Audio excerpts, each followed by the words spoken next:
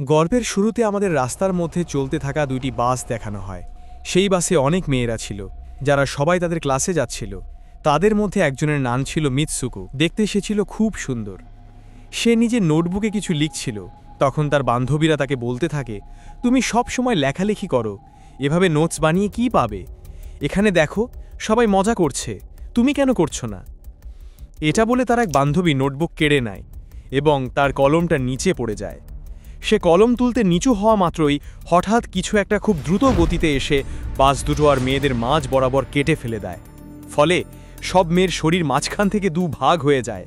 আর ঠিক তখনই মিৎসুকো উঠে দাঁড়ায় এবং হতবাক হয়ে যায়, এ কি হলো? যেহেতু সে নিচু হয়ে কলম তুলছিল তাই বেঁচে যায়। এই দৃশ্য দেখে সে ভয় কেঁপে ওঠে এবং বাস থেকে নেমে দৌড়াতে শুরু করে। এখানেই জানা যায় কাটার জিনিসটা আর কিছু নয়, বরং বাতাস। সেই বাতাসই সবাইকে কাটছিল।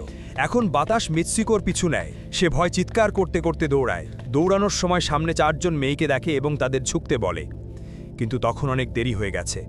বাতাস তাদেরও মাঝ থেকে কেটে ফেলে। তবে মিৎসুকো একজনকে বাঁচাতে পেরেছিল। এমন সময় কিছু মেয়ে সাইকেল চালিয়ে যাচ্ছিল। মিৎসুকো তাদেরও বাঁচাতে চায়, কিন্তু বাতাস তাদের সঙ্গেও একই কাজ করে। এমনকি যে মেয়েটিকে সে কিছুক্ষণ আগে বাঁচিয়েছিল সেও মারা যায়। এতে মিৎসুকো আরও ভয় দৌড়াতে থাকে। সে যখন একটি নদীর ধারে পৌঁছায় তখন দেখে নদীতে আগেই অনেক মৃতদেহ পড়ে আছে, যাদের বাতাস কেটে ফেলেছিল। সেখান থেকে সে একটি মৃতদেহের কাপড় পরে নেয়। পরের দৃশ্যে দেখা যায় মিৎসুকো হাঁটতে হাঁটতে একটি স্কুলে পৌঁছেছে। সেখানে আরও অনেক মেয়ে ছিল। তাদের ইউনিফর্ম মিৎসুকোর ইউনিফর্ম থেকে আলাদা ছিল, মানে সে তাদের স্কুলের ছাত্রী নয়। তখন একটি মেয়ে মিৎসুকোর কাছে এসে জিজ্ঞেস করে, তুমি কেমন আছো? আসলে সে ছিল মিৎসুকোর বেস্ট ফ্রেন্ড। কিন্তু মিৎসুকো অবাক হয়ে জিজ্ঞেস করে, তুমি কি সত্যি আমার বেস্ট ফ্রেন্ড? কারণ সে কিছুই বুঝতে পারছিল না। এখানে জানা যায় মিৎসুকো আর তার বেস্ট ফ্রেন্ড একে অপরকে খুব ভালোবাসে। হঠাৎ আবার বাতাস বইতে শুরু করে। মিৎসুকো ভয় পেয়ে বিল্ডিংয়ের ভেতরে ঢুকে যায়। তার বান্ধবী অবাক হয়ে জিজ্ঞেস করে, তুমি তো? এটা শুনে তার বন্ধু জানালার কাছে নিয়ে গিয়ে হাত বাইরে বার করে দেখায়, এটা দেখো, এটা তো শুধু বাতাস আর কিছু নয়। এতে মিৎসুকোর মন কিছুটা শান্ত হয়। তার মনে হয় হয়তো সবকিছুই একটা স্বপ্ন। তারপর মিৎসুকোর বান্ধবী আরও 2 জনকে নিয়ে ক্লাস বন্ধ করার প্ল্যান করে।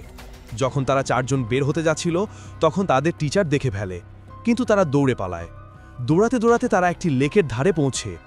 সেখানে মিৎসুকোর বান্ধবী তাদের মিৎসুকোর স্বপ্নের কথা বলে।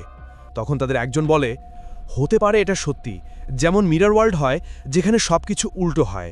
এটা বলে সে লেকে পাথর ছুঁড়ে মারে এবং বলে, দেখো, আমি এখানে পাথর ছুঁড়লাম, কিন্তু অন্য দুনিয়ায় হয়তো আমি এটা করিনি। হঠাৎ লেক থেকে একটি কুমির বেরিয়ে আসে এবং তাদের একজনকে খেয়ে ফেলে। তখন মেয়েটি বলে, দেখলে তো, আমি বলেছিলাম যাই দুনিয়ায় হয় অন্য দুনিয়ায় তা হয় না।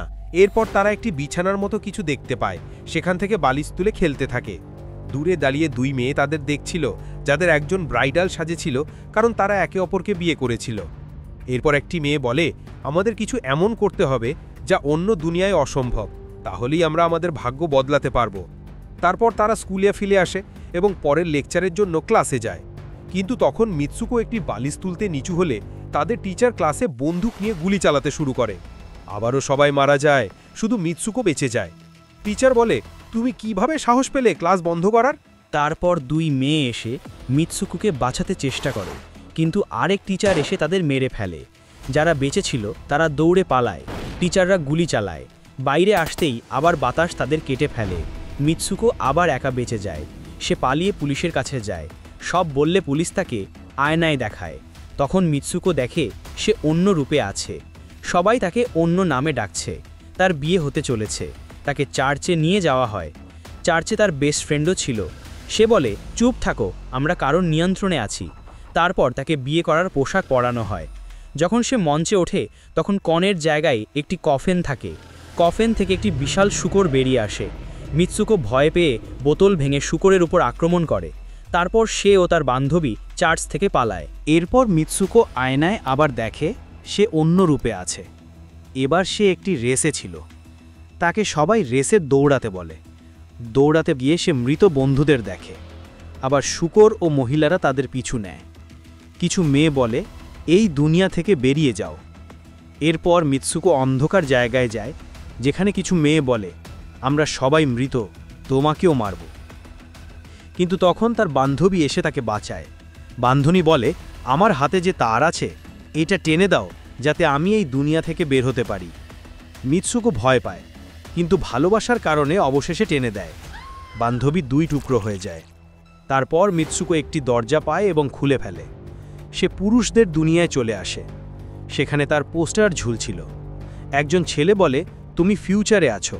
শুনে সে অজ্ঞান হয়ে যায়। জ্ঞান ফেরার পর সে দেখে এক বৃদ্ধ গেম খেলছে। সেই গেমে মিৎসুকোও আছে।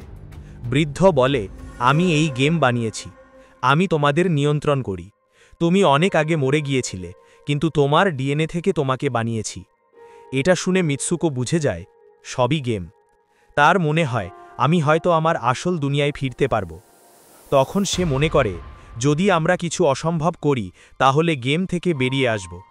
সে বৃদ্ধকে আক্রমণ করে এবং নিজের পেটে লাঠি ঢুকিয়ে আত্মহত্যা করে। এতে তার ভাগ্য বদলে যায়। গেমে সে মারা যায়, কিন্তু বাস্তবে বেঁচে থাকে। শেষে দেখা যায় মিৎসুকোর অন্য চরিত্রেরাও নিজেদের মেরে ফেলে এবং গেম থেকে বেরিয়ে যায়। পরের দৃশ্যে দেখা যায় মিৎসুকো বরফের জায়গায় শুয়ে আছে, সে বাস্তব দুনিয়ায় ফিরে এসেছে। এবং এখানেই এই মাথা ঘুরিয়ে দেওয়ার মতো গল্প শেষ হয়। পরের গল্প মিস করতে না চাইলে এখনই লাইক দিন আর সাবস্ক্রাইব করে নিন।